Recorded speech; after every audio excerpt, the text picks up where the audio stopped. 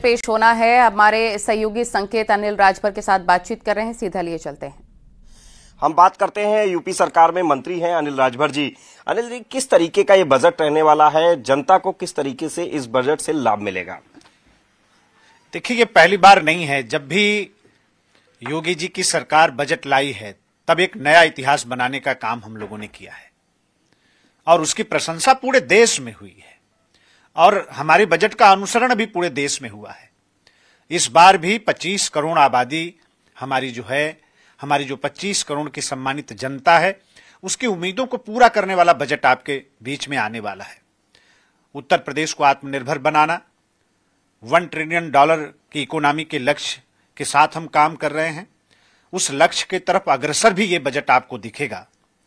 और हमारी जो संस्कृतियां हैं, हमारी जो परंपराएं हैं, आज उत्तर प्रदेश की सरकार उसको मजबूत कर रही है। ये काम भी हम और आगे बढ़ाने वाले हैं। मातृशक्ति, युवा शक्ति हमारी प्राथमिकता है। अन्नदाता हमारा किसान, किस तरह से वो समृद्ध हो, आत्मनिर्भर हो, ये हमारी प्राथमिकता है।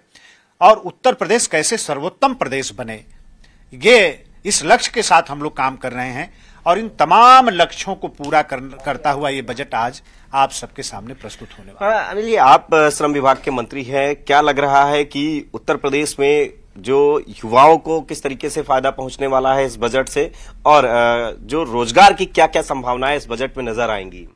देखिए, सरकारी नौकरी के साथ साथ निजी क्षेत्र में सेवा योजित करने का प्रयास निरंतर चल रहा है। अभी कल ही हमारे मुख्यमंत्री जी गोरखपुर में कम से कम 5000 युवाओं को निजी क्षेत्र में सेवा योजित किया, उन्होंने प्रमाण पत्र वितरित किया है। और स्वरोजगार जो है वो हमारी प्राथमिकता है, उस पर हम ज्यादा बल दे रहे हैं। 10 खरब डॉलर की जो अर्थव्यवस्था का लक्ष्य लेकर योगी सरकार आगे बढ़ रही है, क्या लग रहा है कि इस बजट में वो जो लक्ष्य है उसको पूरा होता हुआ नजर आएगा क्या? हाँ, बिल्कुल आएगा। ये उत्तर प्रदेश को सर्वोत्तम प्रदेश बनाना और माननीय प्रधानमंत्री जी का जो सपना है $5 ट्रिलियन इकोनॉमी के साथ भारत को दुनिया के सामने प्रस्तुत करना, और उसी क्रम में जो हमारे मुख्यमंत्री जी ने $1 ट्रिलियन इकोनॉमी को उत्तर प्रदेश को पहुंचाने का जो लक्ष्य रखा है, एकदम ये बजट जब आएगा तो मैं समझता हूं कि किसी के पास कोई जवाब नहीं होगा। प्रतिपक्ष को तो बाल की काल खींचने की आदत है, वो कुछ न कुछ कहेंगे, उससे नहीं कोई मतलब है। लेकिन उसकी सराहना जब आएगा बजट, तो पूरी उसकी सराहना आप देखिएगा पूरे देश में होगी। अंतिम सवाल है अनिल जी, जिस तरीके से अभी तक जो बजट पेश किए गए हैं उसमें आज जो बजट पेश होने जा रहा है ये सबसे बड़ा बजट है, 7.5 लाख करोड़ का बजट है। उत्तर प्रदेश को किस तरीके से राहत मिलने वाली है? उत्तर प्रदेश इतना बड़ा प्रदेश है, 25 करोड़ की आबादी रहती है, और जो लक्ष्य हम लोगों ने निर्धारित किया है तो बिना बजट के, बिना धन के संभव तो है नहीं इतने बड़े लक्ष्य को पाना। उसी बड़े संकल्प के साथ हम आगे बढ़ रहे हैं। बड़े संसाधनों की हमें आवश्यकता है, तो उसके हिसाब से हमें व्यवस्था तो करनी पड़ेगी। बिना बजट के तो हम उत्तर प्रदेश को सर्वोत्तम प्रदेश बना नहीं सकते, किसानों की आमदनी दोगुना कर नहीं सकते, नौजवानों के सपनों को साकार नहीं कर सकते। तो संसाधन की आवश्यकता है, बजट की जरूरत है। उस तरीके से हम लोग आगे बढ़ रहे हैं। बिल्कुल।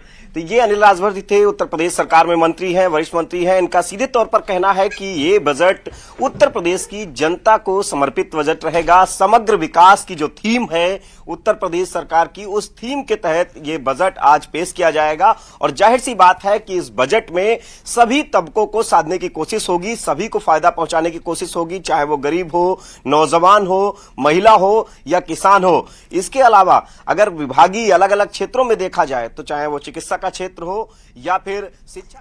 तो बजट पर अनिल राजभर का क्या कुछ कहना था आपने सुना। तो आज योगी सरकार यूपी का बजट पेश करेगी। योगी सरकार का बजट लगभग 7.5 लाख करोड़ का हो सकता है। समग्र विकास की थीम के साथ योगी सरकार बजट पेश करेगी। बजट में AI, सोलर, धार्मिक, पर्यटन, कृषि, उद्योग और MSME पर फोकस रह सकता है। बजट में हर वर्ग का सरकार ध्यान रख सकती है।